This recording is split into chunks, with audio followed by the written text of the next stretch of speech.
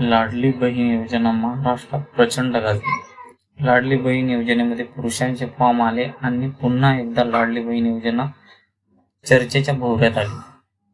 महाराष्ट्र शासनाने 28 जून 2024 रोजी लाडली बहीण योजनेची मान्यता दिली। लाडली बहीण योजना राज्यातील महिलांना आर्थिक स्वातंत्र्य, आरोग्य, पोषणामध्ये सुधार करणे, कुटुंबातील निर्णायक भूमिका मजबूत करण्यासाठी शासनाने मुख्यमंत्री माझी लाडकी बहीण योजनेची सुरुवात केली। दर महिन्याला 1,500 रुपये असा लाभ DBT द्वारे देण्यात येत आहे।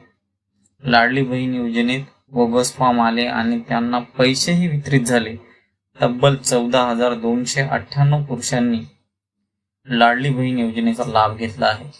त्यांना 10 महिन्यात 21,44,00,000 वाटप झाले आहेत। आता या योजनेतून पुरुषांना तर बाद केलेच आहे, आता महिलाही बाद होणार आहेत। जवळपास 26,34,000 महिलांना अपात्र करण्यात आले आहे। या महिलांना तात्पुरत्या स्वरूपात अपात्र करण्यात आले आहे। महिला व बाल विकास मंत्री आदिती तटकरे यांनी ही माहिती दिली आहे।